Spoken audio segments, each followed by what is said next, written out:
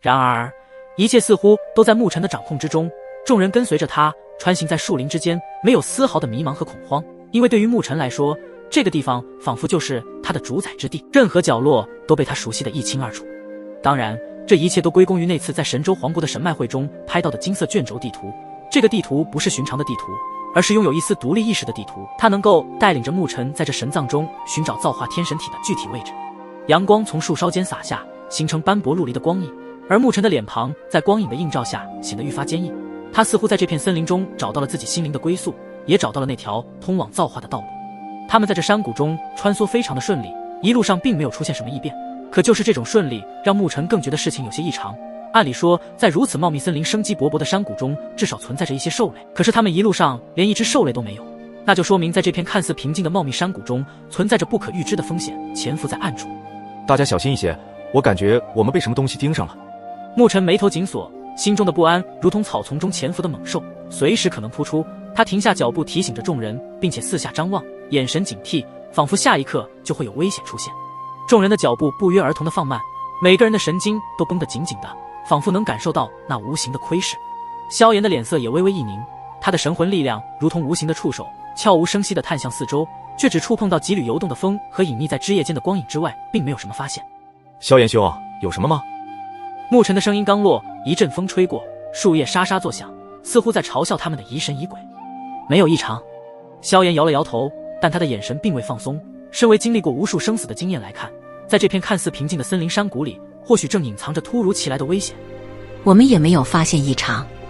夭夭他们也同样没有察觉出四周有什么异常，甚至觉得大家是不是太过敏感了。其实这个地方就没有危险了。观察了半天之后，众人都没有发现什么异样，牧尘才示意众人继续前进，每个人都紧紧握住手中的武器，准备迎接可能出现的任何情况。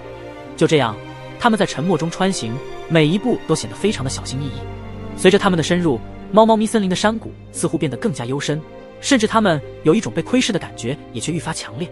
阳光斜射在山谷深处的一处空地上，草丛间闪烁着一道道被照射下反射出来的微光。在众人接近这片空地上时，却被眼前的景象所震惊，因为那些反射出来的微光竟然是干枯的尸体。在这充满生机勃勃的茂密森林的山谷中，躺着几十道干枯的尸体呈现在众人面前。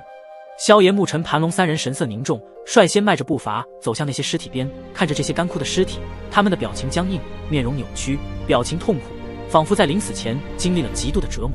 空气中弥漫着死亡的气息，沉重而阴冷，眼中还残留着临死前的惊恐和不解。在这些干枯尸体旁的草地上，被踩踏出了一条条杂乱无章的痕迹，似乎这突如其来的灾难让人们在临死前还在徒劳的挣扎。他们三人面面相觑，眼神中满是难以置信之色。萧炎缓缓蹲下，伸出手指轻触一具干枯的尸体，感受不到任何生命迹象。他深吸一口气，试图压制内心的不安。这些尸体刚刚死去不久，体内的神之力量全无，就像被什么东西吸走了他们体内的神之力量。牧尘紧皱着眉头，环顾四周，试图寻找线索，呢喃出声道：难道这里是刚刚不久前才发生的事情？他的声音带着一丝疑惑之意，显然无法想明白。盘龙也俯下身子，仔细观察一具干枯尸体的伤口，他的脸上也带着一丝不敢置信之色，道：这些干枯尸体上居然没有任何一道伤口，更不像是任何生物能够造成的，在无伤口的情况下就夺走了他们的生命，这的确让我都有些想不通。即便是身为造化神器的盘龙，他也没有见过这样的情况，刚刚死亡不久就让尸体枯萎。三人陷入了深深的困惑之中，一切似乎都变得异常的诡异。就在他们感到这事情的诡异时，小龙雨涵的声音从一处传了出来，带着几分急促：大家快过来，我们在这里发现还有一道微弱的生命气息。众人闻言迅速地聚集到小龙雨涵他们的身旁，脚步在干硬的土地上留下沉重的印记。当萧炎和牧尘将那一具尸体翻转过来时，他们的瞳孔骤然紧缩，脸上都挂着吃惊之色。邱福兄，萧炎的声音像是从喉咙里挤了出来，声音有些大声，并带着一丝震惊。或许是听到了熟悉的声音，让已经闭目的邱福缓缓地睁开了眼睛，或许也是这道熟悉的声音让他有了生机。